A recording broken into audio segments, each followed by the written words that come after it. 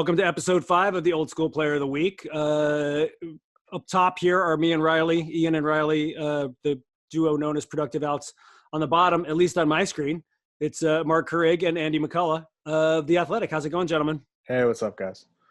How you doing? Thanks for joining us in the trap. We cannot go further, I think, without talking first about Marc's backdrop, which fucking rules. I just did some quick math. I feel like we have about 160 caps up there. Is that right, Marc? More or less. That's right. Clearly got an issue. Started collecting them like 20 years ago. Haven't really stopped. So yeah, that's the back wall of my home office. That rules. Do you have a prized possession if God forbid the house was on fire and you could grab one hat on the way out? What would it be?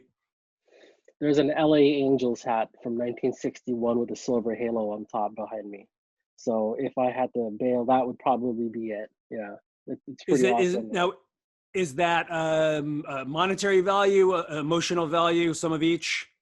So kind of both. Like when I first started doing this, they were hard to find, these hats. And so the Angels hat I'm talking about it's a reproduction. It's not an original. Okay. But it was from like years ago. And like I bought it on a $10 table at a mom and pop sporting goods store, along with a couple St. Louis Browns caps. Like, so it was like part of 3 that I got for $10. So like, you know, it's a lot easier now to find these. They're all over the place online. But like when I started it, like, dude, there wasn't online, eBay, whatever to go to. Like you had to like hustle, find a place and get it. So I don't know. That's why it's my favorite one. That's fantastic. Andy, no cool backdrop for you. We got some books, I guess. Yeah, dude, don't worry about it. Whatever. Cool. Do you read, bro? I have, yes. Bro, do you even read? Yeah. Do you like books? Yeah, name 3 other ones. First, there's the Bible, the Constitution, yep. And Joy of Cooking. There. Magna Carta. And Riley has some cool kick drum heads. What's the one on your right with the fucking squid thing? The squid, that's Visu era thrice kick head. And then I think this one is 2003-ish. So they're relics. They've been sitting in my garage. So I brought them to the studio. Nice. Well, since we have 2 national baseball writers for The Athletic, I figured I'd put you guys on the spot. Andy, let's go to you first. Do you think that there will be Major League Baseball in 2020? And if so, when is this all going to go down? Yeah, sounds great. Marc, what do you think? I mean, my gut feeling right now is they will try. It's really hard to envision that there's a World Series in 2020. It's just really hard to envision that a season being kept on the rails for long enough to declare a champion. That's probably the feeling that I have the most conviction in terms of this season.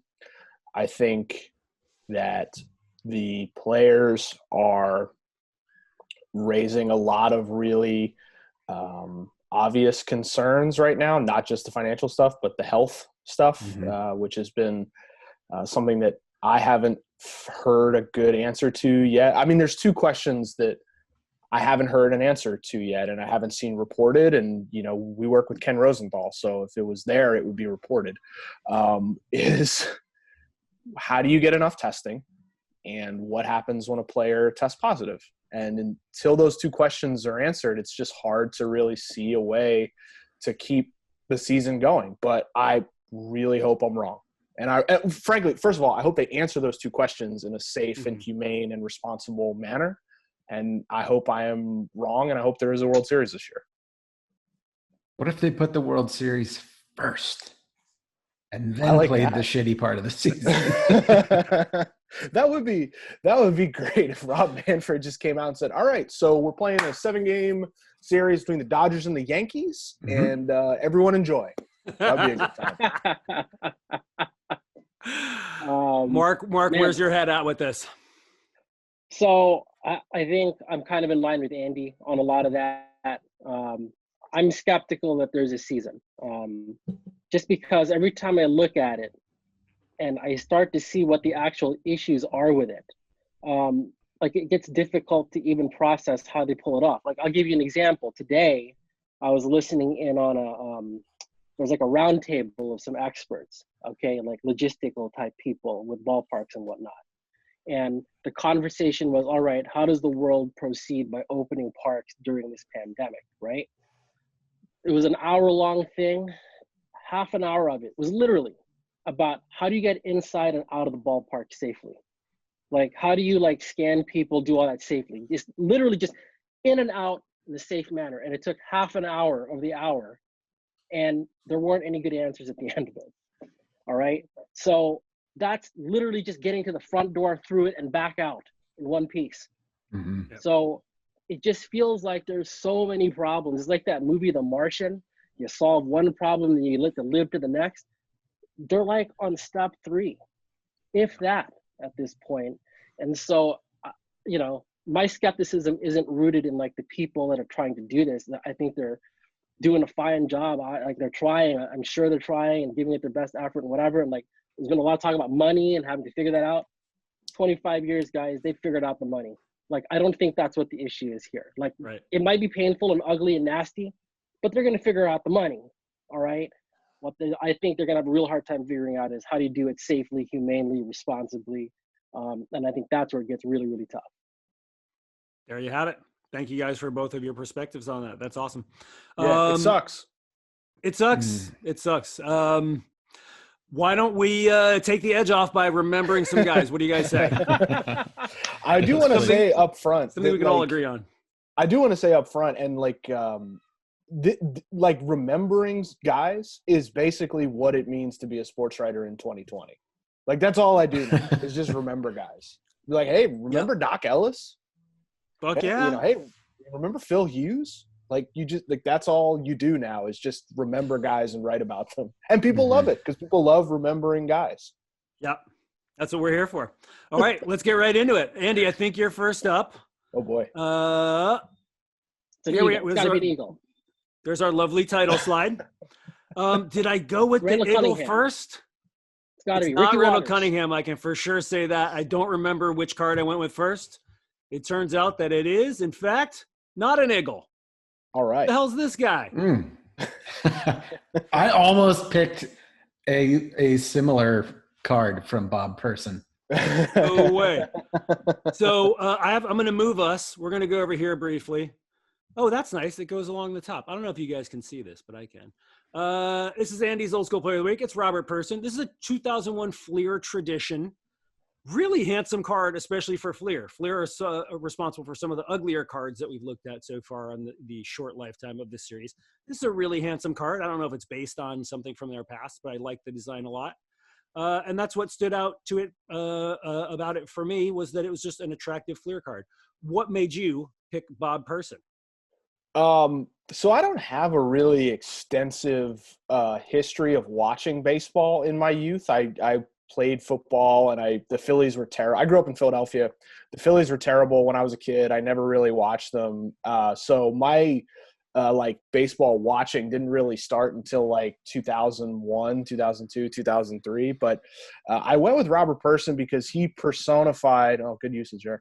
He personified a trend that happened at Phillies games in that era that was really great. And it didn't start with him. It started with Randy Wolf when there would be fans dressed up as the Wolf Pack when Randy Wolf would pitch.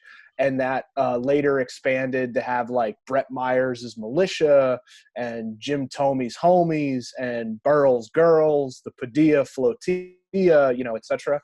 But Persons was the best because he had Persons People, which I always appreciate.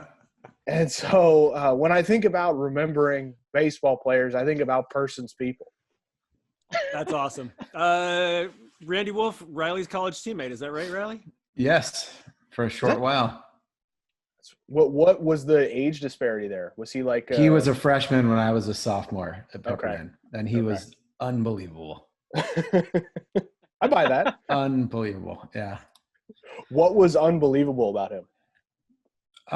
He could mash.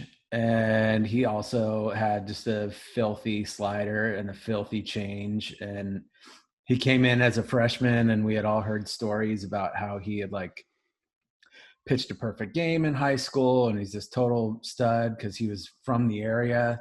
Mm-hmm. And he came in and he lived up to the billing and more. And he's just an awesome dude to boot. Like, he didn't come in as this hotshot dickhead freshman. Right. He came in and just instantly integrated himself into the team, got along with everybody, and was so legit. Like, he was arguably the best player on that team. Mm-hmm. And it was not a bad team either. If Major League 3 hadn't been back to the minors, if they had just done a regular Major League 3, like, the villain in that movie should have been named Randy Wolf. Like, that's a great fucking baseball villain name, Randy Wolf. Definitely. Outstanding. Anybody else have Robert Person memories? Riley, you said you almost went with this card or a different one? I just love the name. Like, Bob Person is just a default. Bob Person. Yeah, it's total video game NPC character, right? Or yeah. NPC, yeah. Yeah. Like, NPC we're out characters like ATM machines. Out of ideas, so it's just Bob Person. Street Avenue. Yes. Dude, that's every time I hear Moises Sierra, that's what it sounds like to me. Oh, just a totally made up, like, you know, like, hey, yeah, that's right. Like, just mash existing names together. So Robert Person fits right in there. Moises Bob Sierra. Person. That rules. All right, we're gonna move on if I can figure out how to make my thing go. Okay, here we are. I did want to show the back of this card. What do we think about the natural brown card stock back to this card? It's like going for the retro vibe. I'm kind of into it. What's with the illustration? So that is the main reason I wanted to show this. That's curious. What's going on there? I don't know. Is the typography, is it racist? Like, are they saying chin like a surname? That or like borderline. Yeah. What is going on here? There's lots of Lots stuff of questionable going on there. decisions. There's a lot going on. Yeah, well, the 70s were a crazy time. Is Dan Warfin throwing that pitch, McCullough? Oh, geez. Oh, boy. Settle down, Mark. Old reference. I feel like I just missed something, but that's all right. We're going to move on. It's an old, Google it. Why chin music on Robert Person's card? Like, did he dose a lot of guys? Was that like his thing? Known headhunter? Seems to be his control is not great based on his walk rate. Mm-hmm. But I don't know. Who can say? Good old Robert Chin Music Person. He was born in '69, which is nice. Nice. Oh. All right, moving on. We got Marc's first guy. Marc, your first guy is a lovely Greg Harris card. Now, so Greg Harris from the 1990 Donruss set, legendary for its design prowess. Look at this card. It looks like a pair of Zubaz. But the thing that the thing that bugged me out about the thing that bugged me out about the Greg Harris cards as I looked at them, even from the 1990 season, he looked like two different guys. There's the old Greg Harris. Now, mind you, this is all from 1990. The old Greg Harris where he's wearing eyeglasses and has facial hair. And then there's the young Greg Harris who is the same guy at the same time who has no eyeglasses and no facial hair. And they look like two completely different people. And it really freaked me out. Well, this is Greg A. Harris, to be clear. So it was two different people. Whoa. That's right. The other guy is Greg W. Harris, who pitched for the Padres. Now, that explains it. Yes, they were Padres. Like you cards. guys, when you collect cards, right? Like, I feel like everybody's got this where no matter what you do, no matter how many you buy, there's one dude that's like a fucking boomerang. Like, you throw it away and it comes back, right? This was your boomerang. I got so many Greg A. Harris fucking baseball cards like laying around somewhere. Like, I've never met the dude. Like, I know that he was an ambidextrous pitcher. He was Pat Venditti before Pat Venditti. All right. He threw left-handed in his like second to last game in the major leagues. All right. Wow. So anyway, like, I hadn't thought about this in years, right? Like, years and years and years go by. Like, I hadn't thought about this boomerang Greg Harris. So Tyler Kepner from New York Times, freaking, great writer, giant baseball dork. When I was in the Yankees beats, like, hey, if you go up to Toronto, Rogers Center, there's a machine behind home plate. Take a tuning. throw it in there, and there's like baseball cards from like this era. I'm like, oh shit, sweet. So I get done, like it's like an hour before game time. I've got a little time. I go down there, get my toonie, drop it in there, and I see that one of the packs, 1990 Donruss. I'm like, oh fuck, this is amazing. Amazing. Drop it in, tear this shit open. I swear to Christ, first fucking card on the top of the stack is Greg A. Harris. He's like a bad penny. You can't get rid of him. It was unbelievable. And nothing against him. I'm sure he was fine. He pitched a long time, so he had to be pretty good, but like it was just unbelievable. Couldn't get rid of it. The design aesthetics of the 1990 card are just remarkable. It's like someone took the paint splatter, did like this along the border. The typography is just wild. And Greg just looks like he's confused. Like I captioned this, did I leave the oven on? Like he's clearly having a deep thought about something somewhere. I'm a big leaguer. I'm a big leaguer, and so can you. Mark, I thought it was interesting Oh, go ahead. No, I thought it was interesting that the card that has a median value of about 5 cents, but the listing that you sent me was selling the card for $43.74, which kind of stood out to me. What a wide range. Exactly, yes. It's like 105 cents, and then the one outlier is $43.74. Oh my God, that is so funny. 43. Keep dreaming, guys. Yeah. Riley, what were you? He's got that dreaded hat dent too. Yeah. Like when you get the dent and you cannot get it out, like you got to try to steam it out or something. No good. Yeah. Like, extremely good. And a very non-functional collar. Oh, yeah. That's a lot of collar. A horse saddle. Yeah. A lot of collar to shirt to trap ratio right there. Yeah. All right. We're going to move on. Riley, outstanding choice. We've got another classic 1991 Fleer, everybody's favorite card aesthetic. And it's Bill Pacoda doing a sport, perhaps. Yeah. Going back to the Fleer Canary series because they're the worst cards ever made. Basically like the motivational poster template that you can find online, but for a baseball card. And he's the namesake for the forecasting thing that Nate Silver came up with because he's like a perfectly average kind of baseball guy. And if you've watched any prior episodes of this, you know that I lean towards sports guys doing non-sports things or doing sports things poorly. So maybe check swinging through a fastball is high on the list here. I just don't know how does the I don't know, the director, like the guy who's putting these cards together, how do you look at these proof sheets and select this image? It's the best one. I need to see the other one. The best one. Yeah. What are the ones that ended up in the reject pile? It's remarkable. Yeah, I sent you some other cards. He's not very good at being captured doing sportsy things. So on the left, as a Met, he's doing the exact same thing. And then the Royals card, he did make the catch. You'll notice he's got the ball at least for now. For now, yeah. Poor bastard. But he has to share his own card with somebody that he landed on top of. He's slowly fusing into his teammate. Yeah. Oh man. So running into a teammate and then getting sawed off on some inner half heat probably with the Mets. He's not getting beat with spring training fastballs. He's crushing other teammates, apparently. Bill Pacoda, yeah. Oh, God bless. Good looking guy. He's got some nice bone structure, though, I'm going to say. He's very going for him at normal. least. Yeah, he's very normal. His career average was 249. And he just looks like a baseball guy. Like if you looked up baseball player in the dictionary. So if I make this up, or did Nate Silver like reverse engineer an acronym? Yeah, it's called a backronym. Okay. So Pacoda is an acronym for something. Is that really what it's called? Yeah.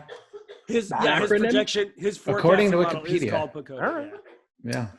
That's real, and it's still a Baseball Prospectus property, I believe. I think they still own it. Good for them. All right, y'all ready for my guy? I don't think you are. I don't think so. But my first guy is, y'all are never ready for my guy. My first guy is night vision goggles. What? The fuck is this? Oh my God. Okay, in 1991. No. Oh God. In 1991, Topps did a Desert Storm series of cards. There were like 60-something cards. I don't know why there were 60-something cards, but there were like the popular ones are like Norman Schwarzkopf and George Bush. Who would he have been? HW. 41 or whatever he was. HW. Yeah, HW. Yeah, exactly. This is night vision goggles, folks. Topps Desert Storm, number 63. And modeling them, it's Steve Rogers before he takes the super serum and turns into Captain America. Are those even on him, though? They looked painted on, like, because Yes. this is for sure, but pre-CGI or like pre-Photoshop. So I cannot tell what is really going on. I'm just glad that they have the camouflage around the border so that if you're at war in the middle of the desert and decide, you know what, I want to check out these cards, you're not going to get your head blown off because no one can see you doing it. Yep. That was great. The whole Dom is not the whole gonna find series. you this card. The whole series is remarkable. I encourage people to check it out on whatever trading card site is your favorite. But they are bizarre. This is only one of many ones that I could have picked. There are a bunch of stickers that are really weird. And I did have to include the back because clearly no quality control was exercised on this series at all. Because read this copy. Night vision goggles. War is fought at night as well as in daylight hours. And then we get a commercial for Martin Marietta. For Operation Desert Storm, contractor Martin Marietta Corp. has provided the military with special lantern infrared night vision systems. Dig this last sentence, though, English majors. The goggles seen here give Allied forces an edge during night vision. You know what? I will take the bad grammar and sort of oddly banal and haunting copy over whatever godforsaken stats they could have put on the back of this. Right. It would have just been like a catalog thing from like the Sharper Image. Far more troubling, I think, than this. I don't know if you can see it on my screen. It's pretty clear, but the what would you call this? Like the watermark image looks like that one carnivore record with the guy with the gas mask coming towards you. I don't know how much you guys listened to Carnivore back in the 80s and 90s, but yeah. Do you think there's somebody who earnestly owns this entire set? Like they got it because they were really into war. Yes. Instead of buying it ironically. There are for sure Topps completists. There are war dudes. There are people who own like the Trump Challenge coins who also own the entire series of this. But please do look up this series. They sort of defy imagination. I'm thinking about like a card signing thing with Pete Rose at one thing and Norman Schwarzkopf at the other. Just signing Norman Schwarzkopf in a mall somewhere in Covington, Kentucky. 2 tables, 1 mall. Insane. So that's me. We're going back around. Andy, you're up. Here's your eagle. Oh yeah. Whoa. Birds. We got back. Andy's eagle. It's World Michael Zordich. The Eagles. So yeah, this is the 1997 Pacific Gold card, and this is the back image.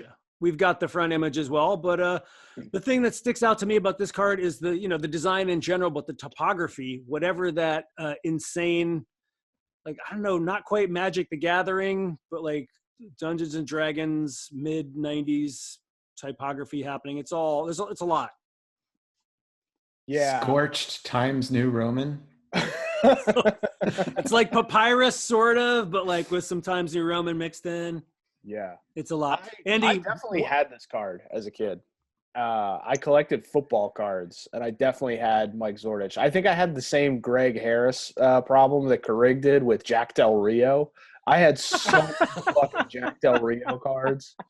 Probably could have traded him to Riley because he was a Rams guy, right? Was Del Rio a Rams guy? Oh, he was like Raiders, I think somebody else. Raiders. Okay. Vikings. My bad. Yeah, I think Vikings was the one I kept getting. Was Jack Del Rio Vikings? Yeah, I went with Zordich over a few other potential Eagles legends like Mike Mamula and Willie Thomas and Chris T. Jones. But it just screams football. I mean, look, he's got the mustache. He's wearing eye black. He seems like he has a bit of a neck roll going there. The shoulder length hair. I mean, this The is a hair is man. good. This is a man who's ready to hit someone over the middle. I love it. It's very 90s. I love the negative sideburns too. High and tight. Cannot have a sideburn. No, it's bad. I was guilty of that hairstyle for sure in the 90s. We all were, yeah. Just where you stopped shaving is sort of arbitrary, like depending on your mood. Top of the ear. Just cut it off right there. Andy, as a football card collector, did you? When I collected football cards as a kid, I definitely felt a bit of a chip on my shoulder compared to baseball cards. You guys never got the respect that you probably thought you deserved compared to the baseball guys. Of course, yeah. I mean, when you play football as an insecure child, it becomes your identity to begin with. So, just the idea of being a dork playing baseball, I'll fight you on the schoolyard right now because I played 85-pound Pop Warner football, Yeah, I mean, I wasn't like a huge card guy, but I definitely would get packs and they would exclusively be football. So like, Carl Mecklenburg cards and I mean, there's so many football players that like you would just a lot. You would just continuously just get like mediocre white linebackers.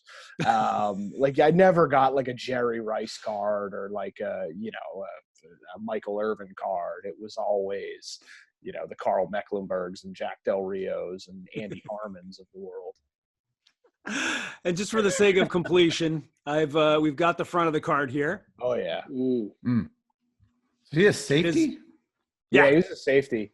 Okay. He has the best kind of face mask, I think, the 3-bar. That was the one I always wanted, but I was an offensive lineman, so you can never get a 3-bar. You have to get a chin extension, which I didn't like. Anyway.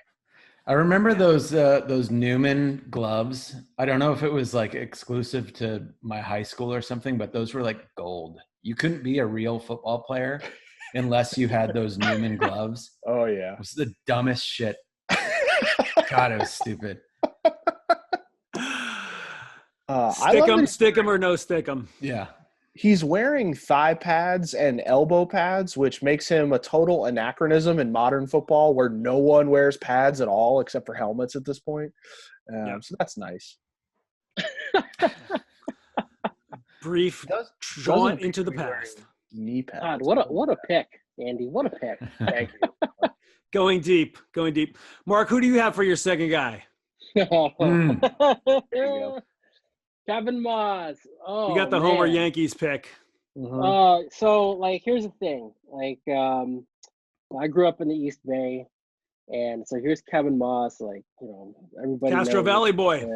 That's right, Cal. And so I remember getting my 4th or 5th grade. Like, it's like early in the morning, and like one of my buddies pulls this card out, and you would think that he had like a winning lottery ticket in his hand. Like, and he was acting as if like house is paid. Like, he just, whatever he needed, like he just hand this card over and like have all the money he wanted. And so like, I remember being enraged by this because I'm like, like this guy isn't going to amount to shit. That Todd Van Poppel guy, however, that's what you got to look out for.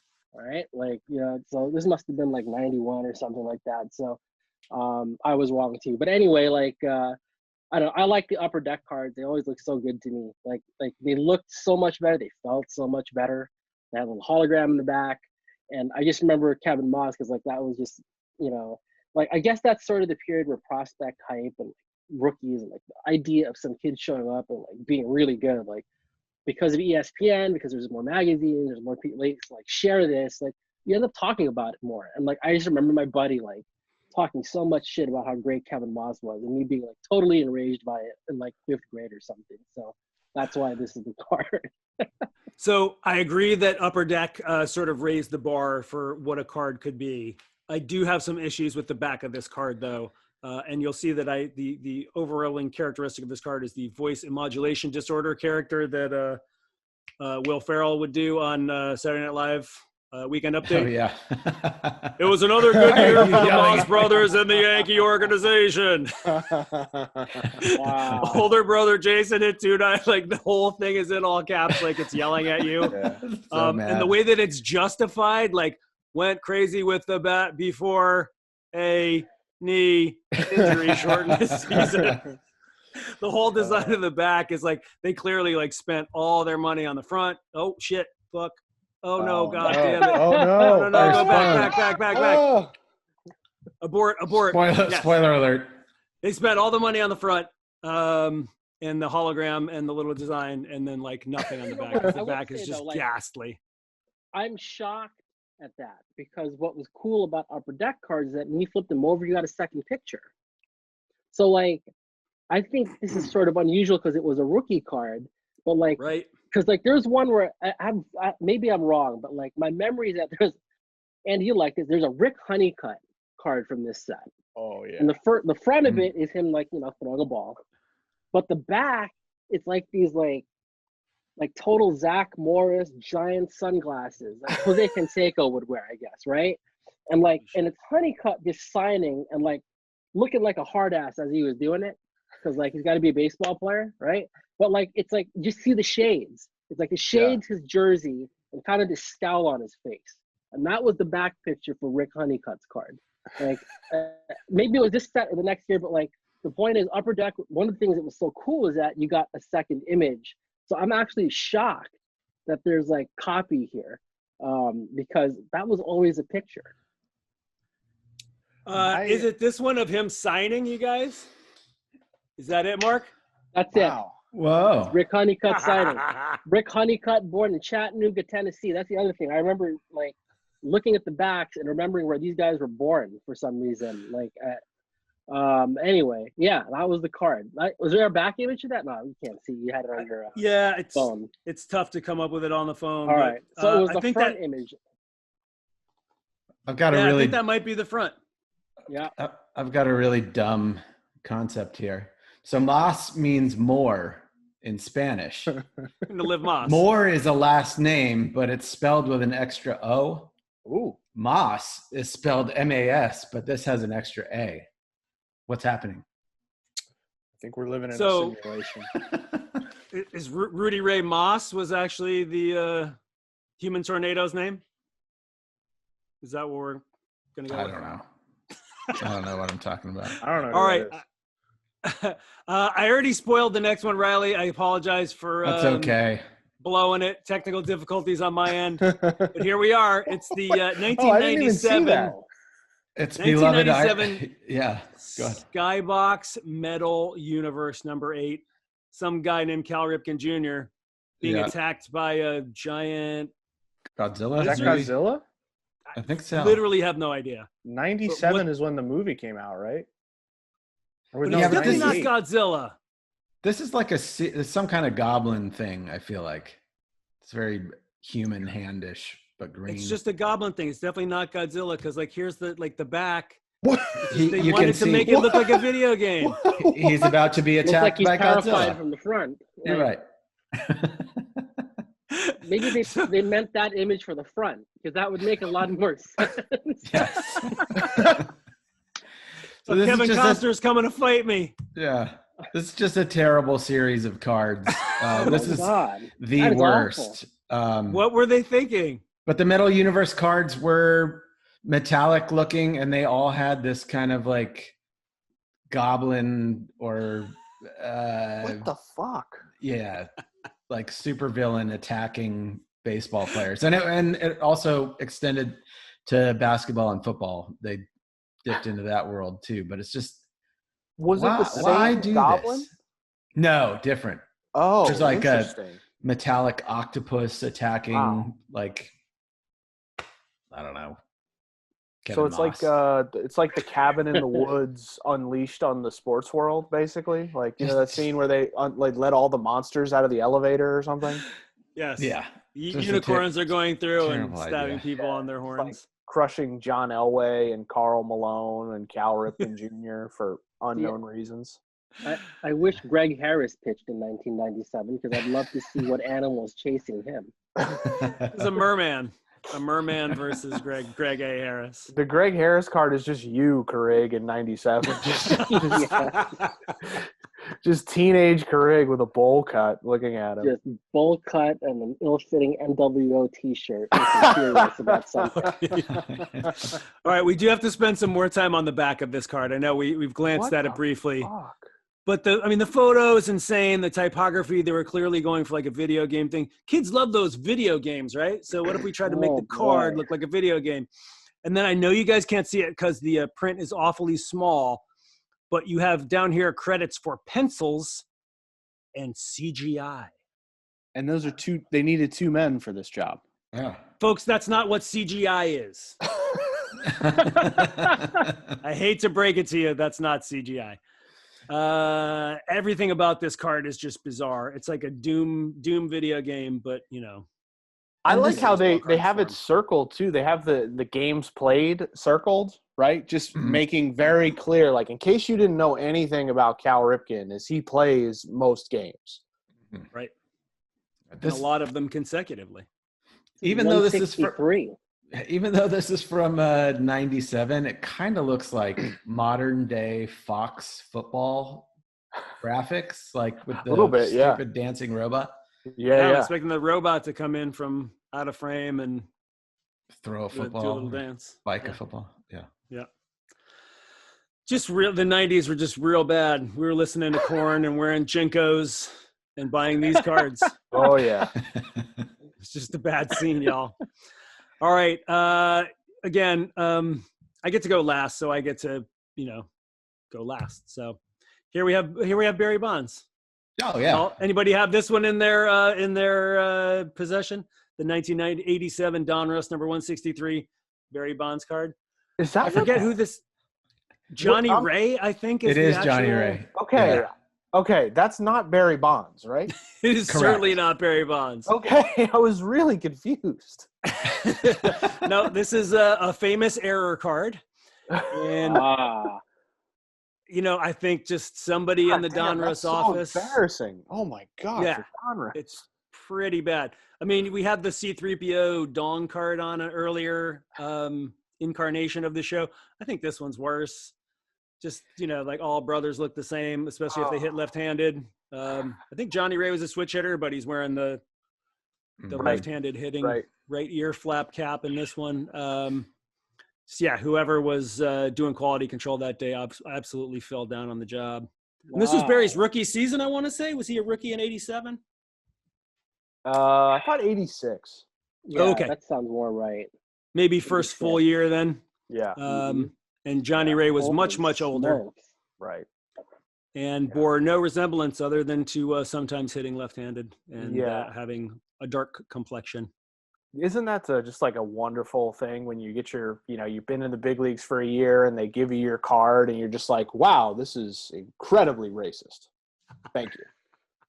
Like the son of a major leaguer too, by the way. Like, I mean, woo. If there is any upside to this story, it's that the card's worth $1,000. I don't know how many of them are out there, but if you happen to be sitting on one, they go for anywhere between like $800 and $1,500. Jeez. The error cards were the best. Like, I agree. You remember the Juan Gonzalez that had him flipped around or he's hitting the wrong way? I have that one. That was a Donruss card. And then there was the Fleer one where they fucking misspelled Cal Ripken's name. Cal Ripken. What do you remember what the misspelling is, Mark? They called him Billy. No, Billy had the thing on the bat, right? Then he had like the that was fuckface. Yeah, that's it. I think they misspelled it with an IN at the end instead of EN. Ripken. Yeah, it was bad. But those are the two that stick out to me: the misspelled Ripken and backwards Juan Gonzalez. I did not actually know that this ever existed. This is crazy. Yeah. There's a good John Smoltz card with Tom Glavine on it instead of John Smoltz. That rules. I mean, those guys are basically interchangeable. Easy mix-up, yeah. Quick shout-out to the design of the 87 Donruss. Really, every expense was spared in putting this one together. It's sort of like the oxblood border with the thing that sort of looks like a repeating baseball pattern. Could also be a basketball, possibly. And then... Boy, that's just not good. It's just real bad. We're just completely running out of ideas at this point. Anybody else have Barry Bonds thoughts? Good player. Pretty good hitter. Depends on what you're into, though. It would put him in the Hall of Fame. You guys have votes? Hall of Famer. I do. Yeah, I vote for him every year. Nice. Yeah, I mean, he's a freaking Hall of Famer. Like, like the short story is like, there's a lot of innuendo and a lot of talk and a lot of whatever, but a lot of these guys never got suspended, never actually tested positive, right? So, it's there's a lot of gray area and it's hard to make sense of what happened then. But I mean, I do know that he hit a shitload of homers, and I do know that and this is the thing that blows my mind to think about Barry Bonds as a player, even now, is like, because I grew up in the Bay Area, the games would be on all the time, right? Like Barry Bonds might go 3 nights and not have a single good pitch to drive, okay? But then when he got it, that shit went over the fence, and it's like, and I knew that was crazy good watching it then, and then covering the game years later makes me appreciate it even more. Like, it was incredible. Like, one pitch in the series and it would be gone. All right. And the rest of them were pitchers' pitches that he's hitting over the fence. It was incredible. So, yeah, like, just as a hitter, I don't know how you get better than that. Yeah. Yeah. I have a ballot, but I don't vote. So, for ethical reasons. But if I did vote, I would vote for him for the Hall of Fame. Yeah, I'm not sure that I've ever seen. I've certainly never seen, and maybe not even heard of, a more terrifying offensive performer than this guy. Like, he's, during those 2002, like, getting on base at an insane clip, and his OPS and OPS plus were just off the charts. Like, I've never seen anything like it, and I don't know that we'll ever see anything like it again. Alcides Escobar, but otherwise, yeah. It's another outlier, like Barry Bonds. Well, that's all we got, gentlemen. Thank you so much for joining us. I wanted to ask Andy one thing real quick. Sure. Yeah. Have you heard this song before? Oh no. Oh no. Oh no. I forgot. I was going to do it. Oh. I mean, this is a good song on its own, right? But as a baseball song, it would easily have to make like a top 10, top 20, top 30 even list of baseball songs ever written.